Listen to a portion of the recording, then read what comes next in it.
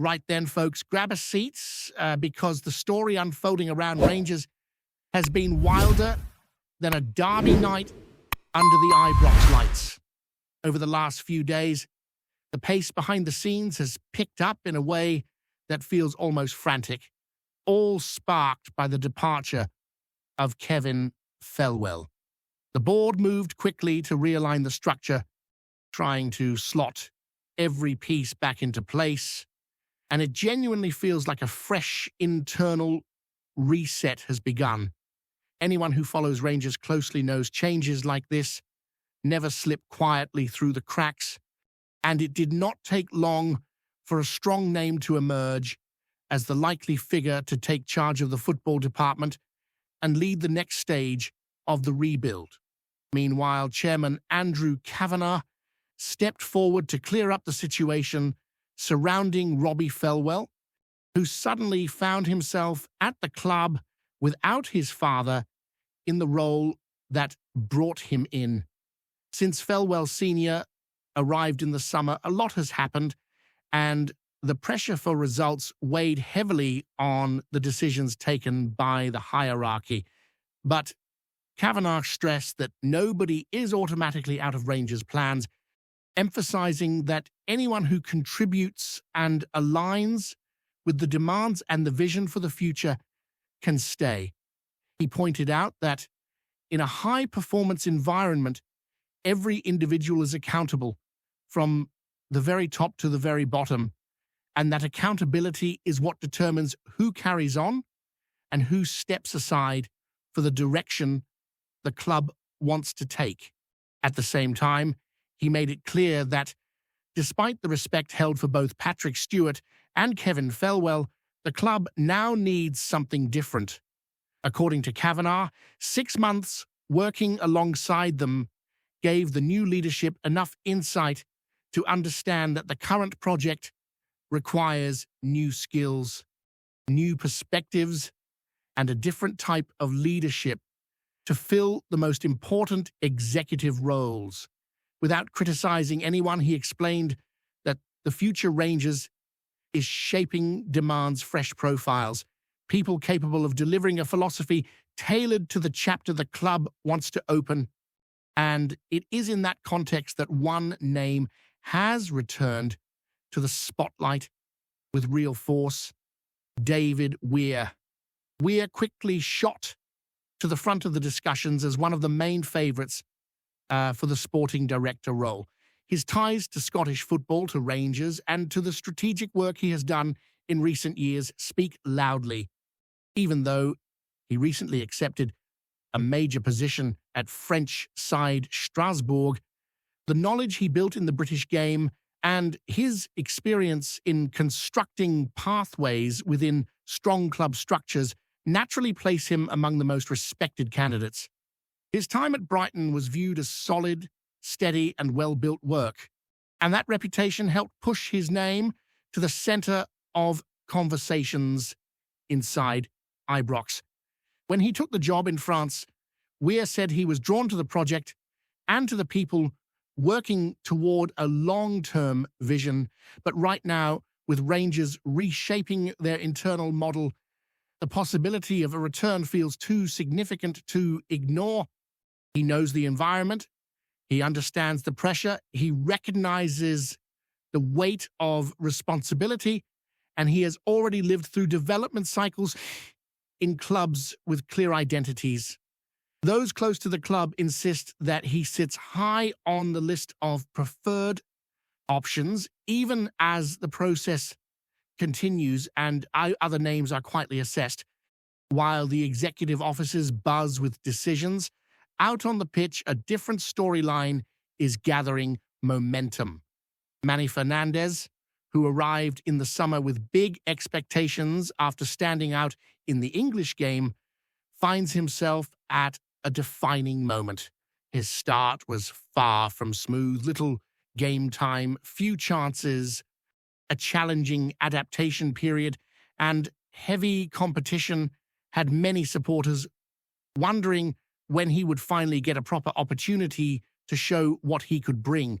But football moves quickly, And the injuries to John Sautar and Derek Cornelius opened a door he had been waiting to walk through for months. In the tense win over Livingston, Fernandez not only started, but opened the scoring with a powerful header that showed exactly why Rangers invested in him. It was only his third match as a starter, yet he stood out for his calmness, his physical presence, and the way he fitted alongside Nasser Jagger.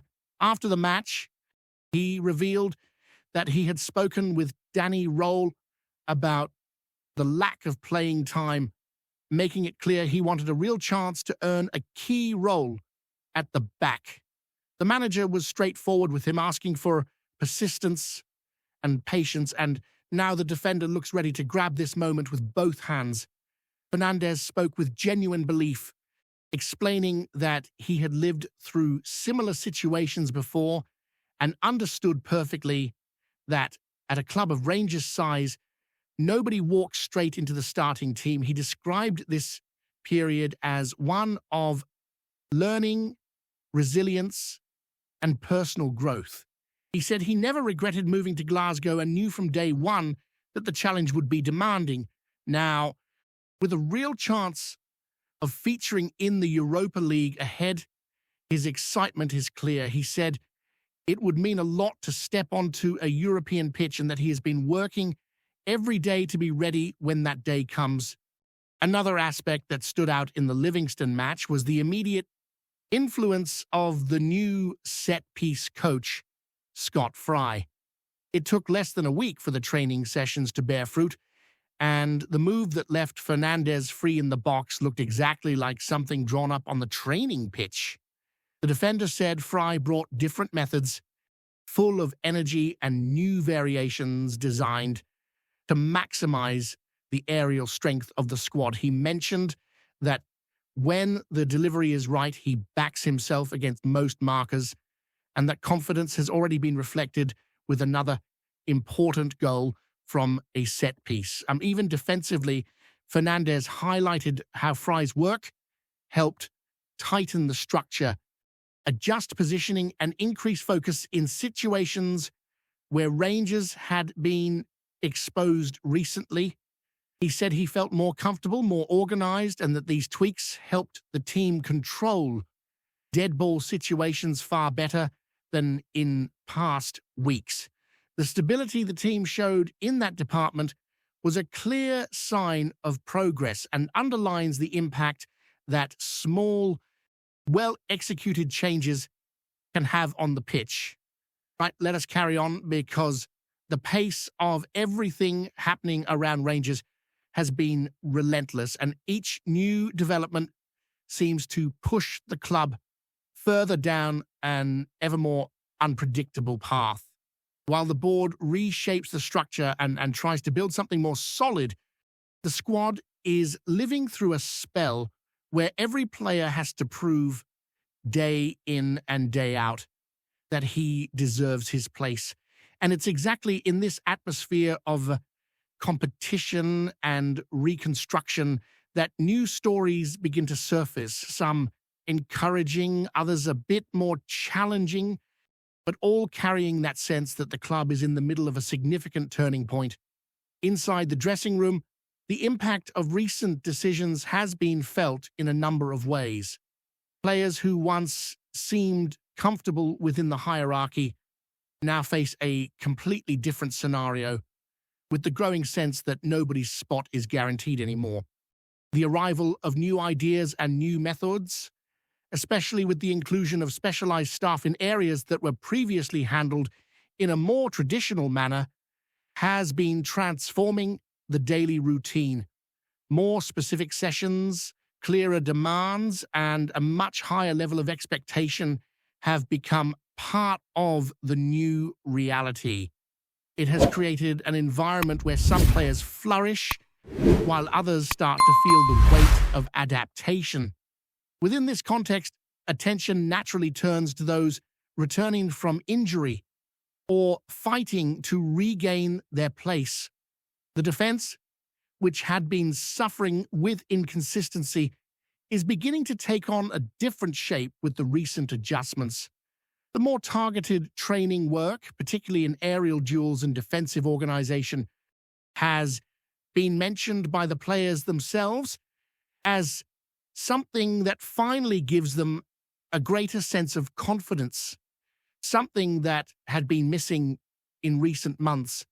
The presence of Scott Fry has brought a dynamism that surprised even the most experienced in the squad, and the way he has integrated with the coaching staff shows clearly that this new Rangers wants to embrace innovative ideas, even if that means challenging old habits. And of course, when we talk about changes in leadership and the possible arrival of David Weir, the impact stretches far beyond the executive offices. A figure like him, with his wealth of experience, influences the entire football environment. Many players who know him from previous spells or who have followed his work down south see him as someone capable of giving the club a clear direction. That alone creates a real sense of expectation, almost as if the whole place takes a collective pause while everyone waits to see whether he will indeed be the one tasked with leading the sporting department. It feels as though the club is on the verge of making a decision that could define the tone of the coming years, and every step carries enormous weight. Meanwhile, the younger players are trying to make the most of any opportunity. Academy lads who would previously appear only occasionally in first-team sessions are now being observed with much more attention, as the new leadership wants to build a stronger bridge between the youth system and the senior squad. The idea is clear. It isn't sustainable to rely solely on signings. Rangers need to develop talent, and giving these boys real minutes in competitive situations is part of that. This movement also helps restore a more authentic identity, something that has always been meaningful in the club's culture, but had at times faded into the background. Alongside all of this, the more experienced players are taking on different roles. Some have become more vocal day to day, trying to help the younger ones handle the pressure, while others approach the moment with caution, aware that structural changes often mean the squad could be reshaped. There is a blend of anxiety and motivation in the air, the feeling that every training session, every match, and even the quiet conversations behind the scenes can influence the direction the club takes during this transition phase. In recent training sessions, reports suggest the intensity has been higher than ever. The coaching staff are demanding maximum attention to detail, from off-the-ball positioning to more assertive movements in the attacking phases. Players have spoken about the constant pressure, about how even the smallest lapse brings immediate correction. It is an environment that makes it clear Rangers are trying to raise the standard to a level where there's no room for complacency, and that naturally creates a domino effect. Those who embrace the philosophy start to grow, while those who can't keep up risk being left behind. Within that panorama, Manny Fernandez has almost become a symbol of this new phase. The way he handled a lack of minutes, the way he responded when he finally got his chance, and the mature manner in which he speaks about his own development have all been used as an example. It's as if he embodies exactly the mentality Rangers want to establish across the squad: determination, patience, a willingness to learn, and the ability to adapt quickly. These qualities now seem more essential than ever for anyone who wants to wear the blue shirt. But Fernandez isn't the only one experiencing something of a resurgence. Other players who had been struggling for consistency are also beginning to gain more prominence. The new training approach and organizational adjustments have allowed previously underused attributes to emerge more naturally. Those who once seemed trapped in roles that didn't suit their strengths now find themselves with clearer instructions and better defined responsibilities. This has been important for rebuilding confidence and for bringing these players back into the conversation around who truly deserves a place in the starting 11. Naturally, as in any moment of transition, a few uncertainties hover over the future. Players nearing the end of their contracts, others who arrived with high expectations but have yet to deliver, and those who have been close to leaving the club all find themselves at the center of speculation.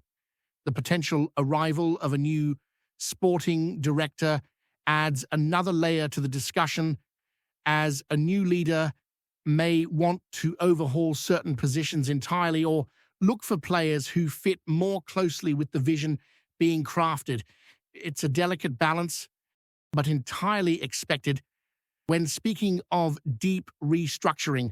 In the stands, the sentiment is shifting as well. Supporters who live everything at Rangers with unmatched intensity are watching closely. There's impatience, of course, because Rangers is a club that demands victory, performance, and a strong presence. But there is also a spark of hope, the feeling that despite the turbulence, something new is being built. Many fans recognize that the club is trying to modernize, to create clearer processes, and to strengthen areas that had been neglected. It's as though, even if the path ahead remains uncertain, there is a collective understanding that this transition is necessary. Before we continue, make sure to subscribe to our channel and turn on notifications to get all the exclusive news about Rangers FC. Don't overlook any details about your beloved team. It's crucial for Rangers FC fans. Scotland finds itself in a right state of chatter this morning as murmurs ripple through Glasgow that Rangers are closing in on a stunning move for Mujaid Sadick, a name few had on their transfer bingo cards, yet one now sparking hand-wringing raised brows and the odd-knowing smirk across the city. Word drifting out of Ibrox suggests the club have been working quietly behind the scenes, nudging ever closer to an agreement that could reshape Röhl's defensive plans before they have even had time to settle. It's all cloak and dagger stuff for now, but the talk is loud enough that even the most skeptical supporters are starting to wonder if there's fire beneath the smoke. Sadick, known for his sharp reading of the game and a sturdiness that belies his age, is said to be right at the top of Röhl's wish list, with some folk whispering that contact has already gone beyond the polite stage. The rumour mill claims the German coach sees him as a cornerstone figure, someone capable of anchoring a backline that has blown a little hot and cold of late. Those close to the club hint that this isn't just a depth signing, it's a proper shake-up, a bold move that could push current regulars onto the back foot. The noise around the deal has supporters split between excitement and nerves. Some insist Sadick's arrival would signal genuine ambition, a firm statement that the new regime intends to stamp its identity sooner rather than later. Others mutter that such a shift could unsettle the dressing room, especially with established players now glancing over their shoulders. A few even wonder how far along the negotiations really are, with the usual unnamed sources offering everything from absolute certainty to cautious silence. Still, the whispers refuse to die down. There's a sense, a quiet, creeping one, that Rangers are preparing something significant and that Röhl has little interest in easing his way into Scottish football. If the deal does materialise, it could mark a turning point, the kind that pundits later claim they saw coming, even if nobody truly did. For now, the city hums with speculation, pints are being clinked over theories, and the blue half of Glasgow waits to see whether this rumor becomes a revelation. Greetings, fans. Make sure to hit that like button and subscribe to the channel, as it's greatly appreciated by Rangers FC. And don't forget to share your thoughts on the news in the comments section below. Until the next video, stay tuned.